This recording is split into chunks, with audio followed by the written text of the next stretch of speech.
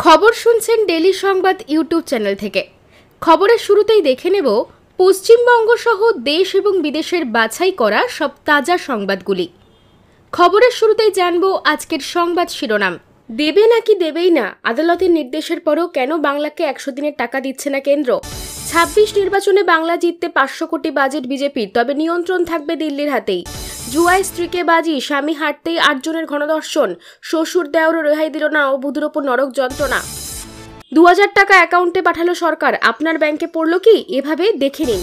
স্কুলেই ছাত্রের শ্লীলতাহানি, প্রধান শিক্ষককে বেধড়ক মার, লাভপুরে তীব্র উত্তেজনা। জঙ্গিদের শনাক্ত করতে না পারার দায় কার? দিল্লি বিস্ফোরণ কাণ্ডে শাহকে তোপ ওয়েসির। বিয়ের মরশুম শুরু হতেই 1 লাফে 12,000 টাকা বেড়ে গেল সোনার দাম, এখন দাম কত? কৃষকদের 18,000 কোটি টাকা দেবে সরকার, কিভাবে আবেদন করবেন? পথশ্রীর নামে লুটোশ্রী করা হচ্ছে, টাকা পাবেন না আপনারা, ঠিকাদারদের সতর্কবার্তা শুভেন্দুর। অনুপ্রবেশকারী হয়েও পাচ্ছেন লক্ষ্মীর ভান্ডার রেশন। এসআইআর আবহে এবার ভারত ছাড়ার হিড়িক বাংলাদেশির। আমার জন্ম বাংলাদেশে, এখানে ছোটবেলায় চলে এসেছি, এসআইআর আবহে কেন বিপাকে বেহালার বাসিন্দা? দেশে চালু হচ্ছে ই পাসপোর্ট ব্যবস্থা, তাহলে পুরনো পাসপোর্টগুলির কি হবে? 7 সিস্টার্সকে বাংলাদেশের সঙ্গে জুড়তে চাইছেন ইউনূস, ভারতের শত্রু চেনালেন হাসিনার কাছের লোক। 1400 কোটিরও বেশি সম্পত্তি, কংগ্রেসকে বড় ধাক্কা দেবেন দেশের সবথেকে ধনী বিধায়ক। দিল্লির বিস্ফোরণ ঘটিয়েছে পাকিস্তানি, স্বীকার করে নিল পিওকের সদ্য প্রাক্তন প্রধানমন্ত্রী। গোমাংস রাখার মিথ্যে অভিযোগে গণপিটুনিতে নিহত 8 লাখের হত্যাকারীদের নির্দোষী দাবি যোগী সরকারের। নভেম্বরে আর ফিরবে না শীত শীত ভাব, অকালে বৃষ্টির পূর্বাভাস এই জেলাগুলিতে। কাজের খোঁজে ভারতে রোহিঙ্গারা, এসআইআর শুরু হতেই বাংলাদেশে পালানোর হিড়িক। আজ বিহারে নতুন সরকারের শপথ গ্রহণ অনুষ্ঠান, 10বার মুখ্যমন্ত্রী হিসেবে শপথ নেবেন নীতিশ কুমার। 1,15,00,000 মতো বাদ যেতে পারে। এসআইআর আবহে বিস্ফোরক দাবি শুভেন্দুর। বাংলাদেশ নিউজ, পাকিস্তানের একটা জঙ্গি অংশ হয়ে গেছে। এই বাংলাদেশ ভারতের জন্য বিপজ্জনক, এবিপি আনন্দে বিস্ফোরক হাসিনা পুত্র। 6 ডিসেম্বর মুর্শিদাবাদে বাবরি মসজিদের ভিত্তিপ্রস্তর স্থাপন, পরিষ্কার জানালেন হুমায়ুন। মুর্শিদাবাদে বাবরি মসজিদের ভিত্তিপ্রস্তরের স্থাপনে আইএসএফ বিধায়ককে আমন্ত্রণ হুমায়ুনের, নয়া সমীকরণের ইঙ্গিত। অত্যাধিক কাজের চাপের অভিযোগ, সেরিব্রাল অ্যাটাক হয়ে হাসপাতালে ভর্তি বিএলও। আমেরিকা প্রধানমন্ত্রী মোদীকে হত্যা করতে চেয়েছিল, বিশেষ কমান্ডোরা গোয়েন্দা তৎপরতা চালাচ্ছিল, প্রকাশ্যে তোলপাড়। একের পর এক রাজ্যে ভোট চুরির অভিযোগ, এবার জ্ঞানেশকে সরাতে ইমপিচমেন্টের প্রস্তুতি কংগ্রেসের। মোদীর রাজ্যে জেলে জঙ্গি ডাক্তারকে মার, শুরু তদন্ত। এতক্ষণ শুনছিলেন সংবাদ শিরোনাম, এবার আসছি বিস্তারিত খবরে। ভিডিওটি ভালো লাগলে লাইক করুন এবং চ্যানেলটিকে অবশ্যই সাবস্ক্রাইব করুন, কারণ প্রতিদিনের সেরা খবর আপনাদের হাতের মুঠোয় পৌঁছে দিতে আমরা আছি সদা প্রস্তুত। 1,15,00,000 মতো নাম বাদ যেতে পারে, এসআইআর আবহে বিস্ফোরক দাবি শুভেন্দুর। নির্বাচন কমিশনারের ওয়েবসাইটে প্রকাশিত 2002-এর ভোটার তালিকার নাম না থাকা নিয়ে যখন উদ্বেগ উত্তর দিনাজপুরের ইসলামপুরে, তখন ফের শুভেন্দুর অধিকারীর মুখে শোনা গেল এসআইআর এর নাম বাদ যাওয়ার প্রসঙ্গ।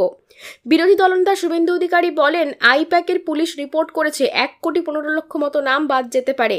তৃণমূল কংগ্রেসের রাজ্য সাধারণ সম্পাদক কুণাল ঘোষ বলেন, বিজেপি আতঙ্কে, সেই কারণে ভোটারের নাম বাদ যাবে বলছে। রাজ্য জুড়ে এসআইআর চলছে, সেই সঙ্গে পাল্লা দিয়ে চলছে রাজনৈতিক তরজা। কখনো এসআইআর এ যাবে বিএলওর মৃত্যুর অভিযোগ, তো কখনো এসআইআর এর আতঙ্কে মৃত্যুর অভিযোগে সরগরম রাজ্য রাজনীতি। এই আবহেই এবার জলপাইগুড়ির মালবাজারে এসআইআর এর কাজের চাপে বিএলওর মৃত্যুর অভিযোগ উঠল, আর তা নিয়ে দুঃখ প্রকাশ করে এক্স পোস্টে মুখ্যমন্ত্রী লিখেছেন, নির্বাচন কমিশনারের কাছে আবেদন, আরও প্রাণহানির আগে এই অপরিকল্পিত অভিযোগ বন্ধ করুন। এর পাল্টা বিস্ফোরক দাবি করেছেন শুভেন্দু। বিরোধী দলনেতা শুভেন্দু বলেন, উনি আর ওর ভাইপো আর প্রতীক জৈন একটা মিটিং করেছেন, আইপ্যাক করে পুলিশ রিপোর্ট করেছে 1,15,00,000 মতো নাম বাদ যেতে পারে এবং গেলে ওরা জিতবে না। তারপর নতুন করে পুলিশের তালিকা তৈরি করতে বলেছে। যদি পুলিশকে দিয়ে উদ্ধার পাওয়া যায়, 7ই ডিসেম্বর নতুন পুলিশের ট্রান্সফার তালিকা তৈরি হচ্ছে, 7ই ডিসেম্বর বের হবে। 4 নভেম্বর থেকে শুরু হয়েছে এসআইআর, এনুমারেশন ফর্ম পূরণের কাজ চলবে 4 ডিসেম্বর পর্যন্ত। তারপর 9 ডিসেম্বর খসড়া ভোটার তালিকা প্রকাশ হওয়ার কথা। এরপর 7ই ফেব্রুয়ারি চূড়ান্ত ভোটার তালিকা প্রকাশ করবে নির্বাচন কমিশন। তখন নিশ্চিতভাবে জানা যাবে কার নাম বাদ গেল আর কার নাম থাকলো। গোমাংস রাখার মিথ্যে অভিযোগে গণপিটুনিতে নিহত 8 লাখের হত্যাকারীদের নির্দোষ দাবি যোগী সরকারের। গুজরাটের বিলকিস বানোর মতো অভিজ্ঞতার মুখোমুখি উত্তরপ্রদেশের মোহাম্মদ আকলাকের পরিবার। বাড়িতে গোমাংস রাখার অভিযোগে 1 দশক আগে যোগীরাজ্যের গৌতম বুদ্ধ নগরের বাসিন্দা মোহাম্মদ আকলাককে পিটিয়ে হত্যা করেছিল উগ্র হিন্দুত্ববাদীরা।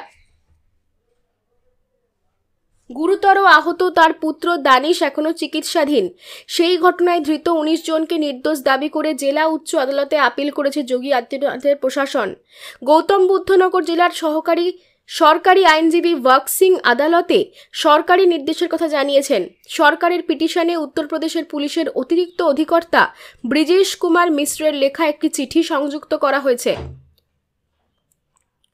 তাতে বলা হয়েছে, আদালতে নিহত আকলাকের স্ত্রী ইকরামন বিবি ও পুত্রকন্যারা এক এক সময় এক এক কথা বলছেন। তাদের বক্তব্যে অনেক অসঙ্গতি পাওয়া গেছে। 52 বছর বয়সী আকলাকের হত্যার সময় উত্তরপ্রদেশে ক্ষমতায় ছিল অখিলেশ যাদবের সরকার। তখন দ্রুত অভিযান চালিয়ে অভিযুক্তদের গ্রেফতার করে পুলিশ।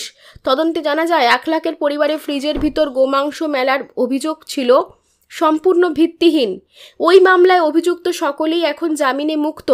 অভিযুক্তদের একজন প্রয়াত হয়েছেন। তদন্তে উত্তরপ্রদেশ পুলিশের ফরেনসিক ল্যাবরেটরি জানায়, আকলাকের পরিবারের ফ্রিজে পাঁঠার মাংস পাওয়া গিয়েছিল।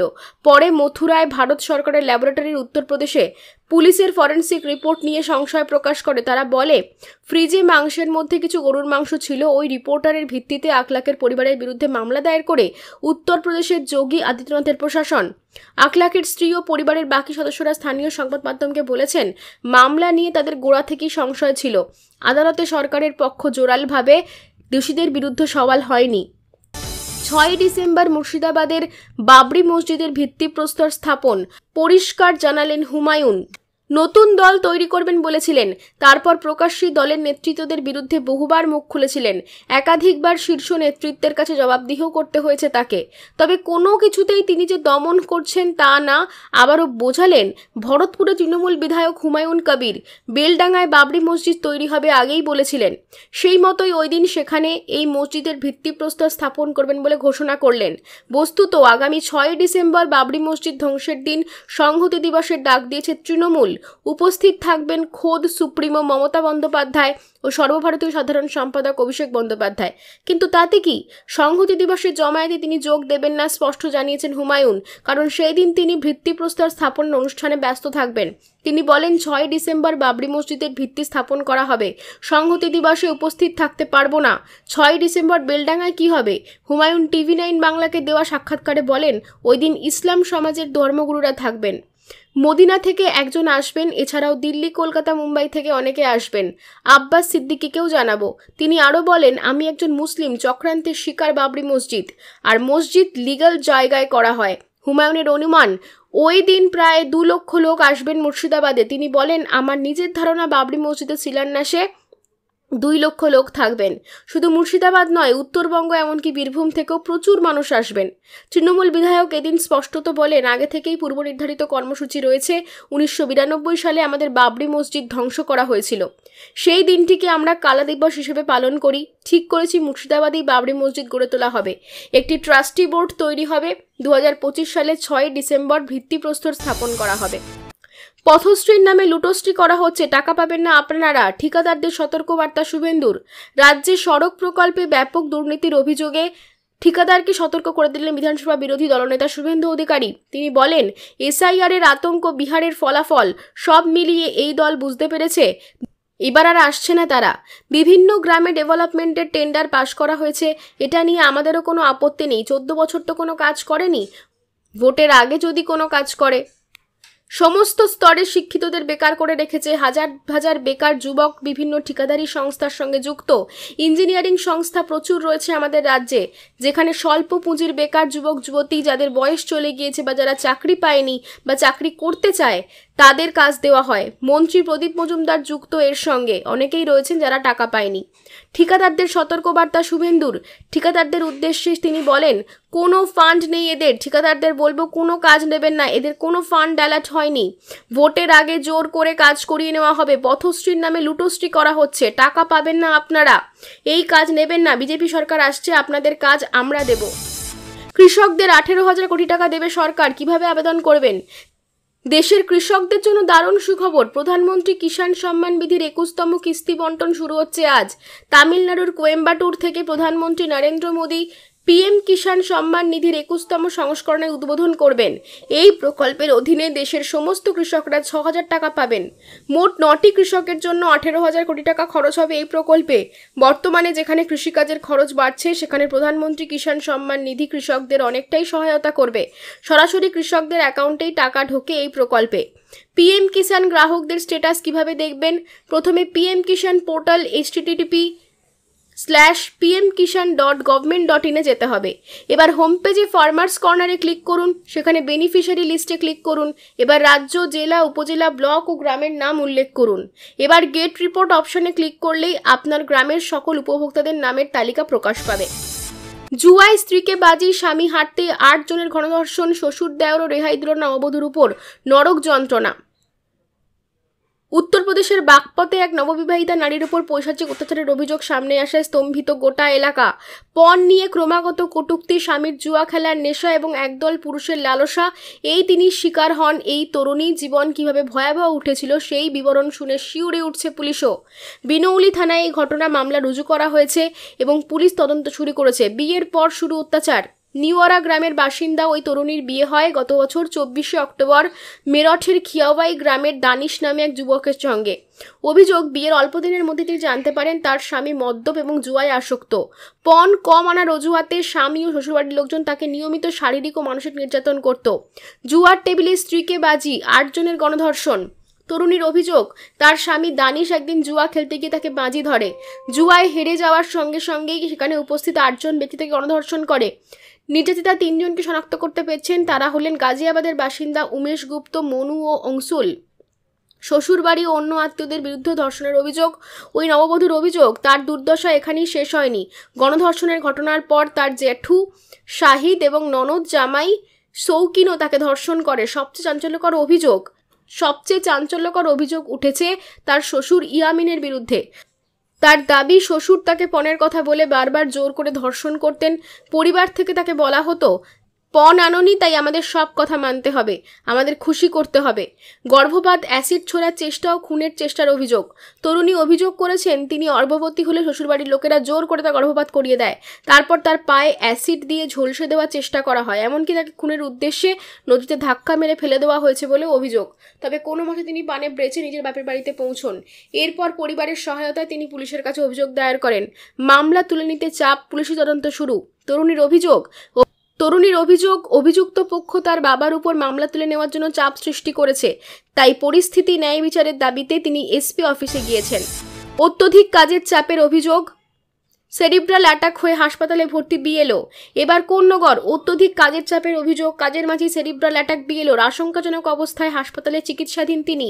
বুধবার পৌনে 11টা নাগাদ এসআইআর ফর্মের বিলি করতে গিয়ে মাথা ঘুরে পড়ে যান বিএলও তপতি বিশ্বাস। হাসপাতালে ভর্তি করলে চিকিৎসক জানান সেরিব্রালে আক্রান্ত হয়েছেন তিনি। শরীরের বাম দিক নিঃসার।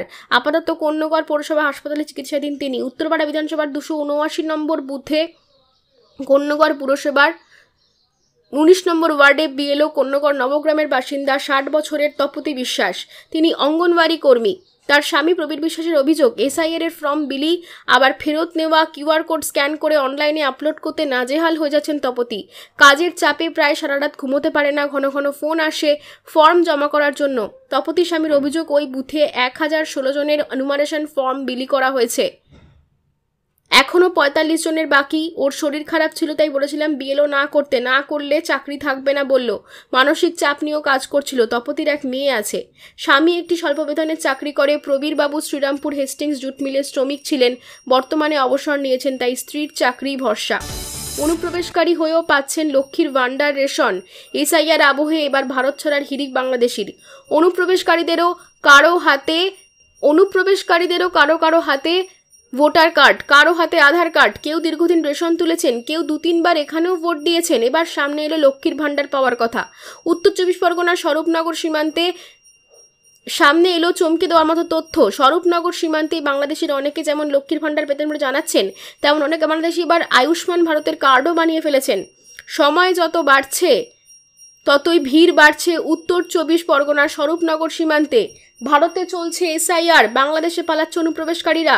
বাংলাদেশি নাগরিক হলেও এদের মধ্যে কারো আধার কার্ড আছে, কারোর ভোটার কার্ড। কেউ আবার নিজেই স্বীকার করছেন লক্ষ্মীর ভাণ্ডার পেতেন।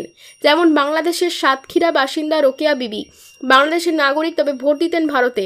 জানা গিয়েছে লকডাউনের সময় ভারতে এসেছিলেন, সল্টলেক সেক্টর 5-এ থাকতেন, কাগজ কুটুনির কাজ করতেন।